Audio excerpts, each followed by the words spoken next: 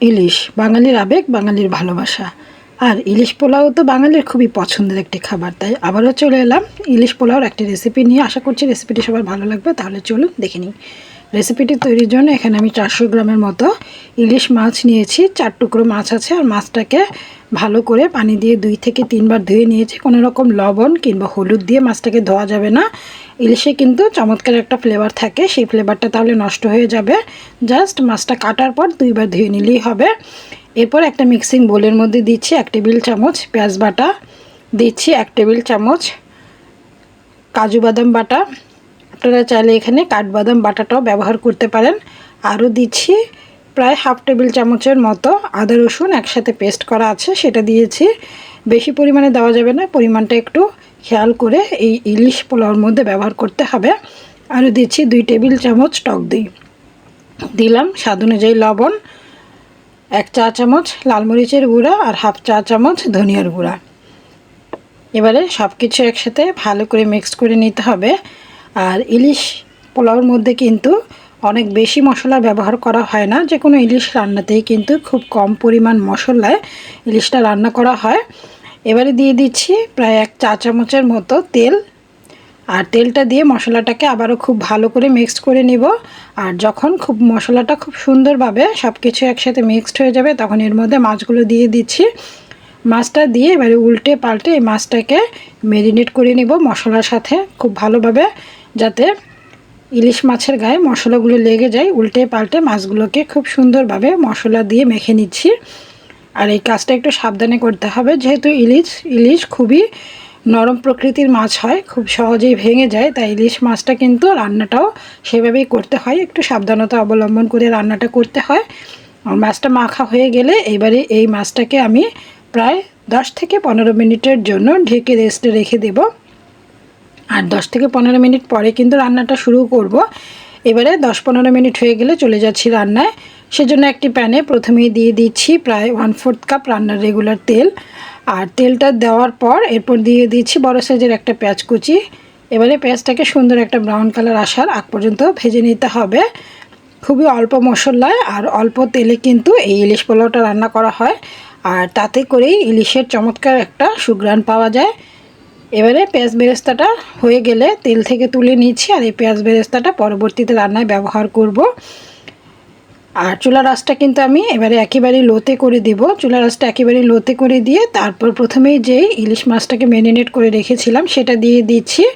তা না হলে কিন্তু মাছটা তলানিতে লেগে যাবে মশলাটা, আর মাছটা পুড়ে যাবে, খেতে কিন্তু ভালো লাগবে না ইলিশ পোলাও। তাই অবশ্যই চুলার আঁচটা একেবারে লোতে করে দিয়ে তারপরে মশলা সহ মাছটাকে তেলের মধ্যে দিয়ে দিলাম। আর মাছটা দেওয়ার পর এবারে এই মাছটাকে আমি 2 থেকে 3 মিনিটের মতো কিন্তু মশলা সহ কষিয়ে নিয়েছি।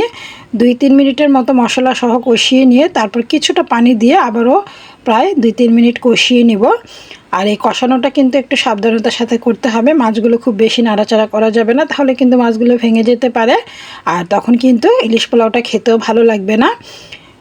জাস্ট 2-3 মিনিটের মতো মাছটা উল্টে পাল্টে একবার করে উল্টে দিলেই হবে। সবগুলো মাছ একবার করে উল্টে দিয়েছি। উল্টে দিয়ে মাছটাকে কিছুটা কষিয়ে নিতে হবে, এতে করে মাছের মধ্যে যে একটা কাঁচা স্মেল থাকে সেই স্মেলটা চলে যাবে আর চমৎকার একটা সুঘ্রাণ পাওয়া যাবে। মাছটা কষানো হয়ে গেলে এরপর দিয়ে দিচ্ছি প্রায় 1/4 কাপের মতো বা একটু বেশি হবে একটু পানি দিয়ে দিচ্ছি মাছটা সেদ্ধ হওয়ার জন্য। আর এইবারে এসে ঢেকে দিচ্ছি। ঢেকে দিয়ে মাছটাকে 8 থেকে 10 মিনিটের মতো সেদ্ধ করে নিয়েছি চুলার আঁচটা মিডিয়ামে রেখে। আর এই পর্যায়ে এসে চুলার আঁচটা আমি একেবারে লোতে করে দিয়েছি। মাছটাকে এবারে তুলে নিচ্ছি। একটু সাবধানতার সাথে মাছটাকে তুলে নিতে হবে, যেহেতু মাছটা খুবই নরম প্রকৃতির, তাই যাতে ভেঙে না যায়। মশলা থেকে সবগুলো মাছ খুব সুন্দরভাবে আলতো করে তুলে নিচ্ছি। এভাবে করে মাছগুলো তুলে এক সাইডে রেখে দিতে হবে। আর এই মশলাটা এবারে খুব ভালো করে আরও একবার নেড়ে নিচ্ছি। এরপর এর মধ্যে দিয়ে দিব কিছু গোটা মশলা। পোলাওর জন্য দিচ্ছি 2টো তেজপাতা, 1 টুকরো দারচিনি আর 4-5টা সবুজ এলাচ। এবারে মশলার সাথে এই গোটা মশলাটা জাস্ট কয়েক সেকেন্ডের মতো একটু ভেজে নেব। এরপর এর মধ্যে দিয়ে দিচ্ছি 1.5 কাপ পরিমাণ চিনি গুঁড়া পোলাওর চাল। আর চালটাকে 10 মিনিট আগে কিন্তু আমি খুব ভালো করে ধুয়ে নিয়েছি। চালটা দিয়ে এবার মশলার সাথে ভালো করে মিক্সড করে নেব। আর 2 থেকে 3 মিনিটের মতো এই চালটাকে কষিয়ে নেব। চালটাকে 2-3 মিনিট কষানো হয়ে গেলে দিয়ে দিচ্ছি 3 কাপ পরিমাণ পানি। যেহেতু এখানে 1.5 কাপ পরিমাণ চাল ব্যবহার করেছি, তাই এর দ্বিগুণ পরিমাণ 3 কাপ পরিমাণ পানি দিয়ে দিলাম। আর এখানে ফুটন্ত গরম পানিটা ব্যবহার করেছি। এরপর আমি দিয়েছি লবণ, আর লবণটা এখানে স্কিপ হয়ে গিয়েছে, স্বাদ অনুযায়ী লবণ দিয়ে দিতে হবে। আর দিয়ে দিচ্ছি 4-5টা কাঁচামরিচ দিয়ে এটাকে ঢেকে দিচ্ছি। আর ঢেকে দিয়ে খুব ভালো করে ফুটে ওঠার আগ পর্যন্ত অপেক্ষা করছি। আর যখন এই পোলাওটা খুব সুন্দরভাবে ফুটে উঠবে তখন আবারও একটু নেড়ে দিচ্ছি, আর নেড়ে দিয়ে আবারও ঢাকনাটা দিয়ে দিলাম। আর নেড়ে দিয়ে ঢাকনাটা দিয়ে কিন্তু এটাকে আরও প্রায় 15 মিনিটের মতো রান্না করে নিয়েছি। আর 15 মিনিট রান্না করার পর পানিটাও টেনে গিয়েছে, আর রাইসটাও কিন্তু খুব সুন্দরভাবে সেদ্ধ হয়ে গিয়েছে। আমি রাইসটা চেক করে নিয়েছি। রাইসটা যখন খুব ভালোভাবে সেদ্ধ হয়ে যাবে তারপরেই কিন্তু ইলিশটা দিতে হবে, কারণ ইলিশটা দেওয়ার পর কিন্তু আর খুব বেশি সময় এটাকে রান্না করা যাবে না, তাহলে আবার মাছটা ভেঙে যাবে, অনেক বেশি সেদ্ধ হয়ে যাবে। আর এমনিতেও কিন্তু ইলিশের যে কোনো রান্নাই কিন্তু কম সময়ে করতে হয়, ইলিশটা খুব বেশি সময় রান্না করা যায় না। ইলিশটা দেওয়ার পর দিয়ে দিলাম কিছু পেঁয়াজ বেরেস্তা, দিয়ে দিয়েছি কিছু কিশমিশ আর 2 চা চামচ ঘি। এবার এটাকে ঢেকে দিচ্ছি, আর ঢেকে দিয়ে 4 থেকে 5 মিনিটের মতো এটাকে দমে রাখবো। আর 4-5 মিনিট দমে রাখার পরে কিন্তু ইলিশ পোলাওটা একেবারেই তৈরি। আর দেখতেই পাচ্ছেন কতটা লোভনীয় লাগছে। এই ইলিশ পোলাও রেসিপিটা কিন্তু একদমই সহজ, কিন্তু বাঙালির ভীষণ ভীষণ প্রিয় একটি খাবার। এই বৈশাখে একবার ইলিশ পোলাও না খেলে তো একদমই চলবে না।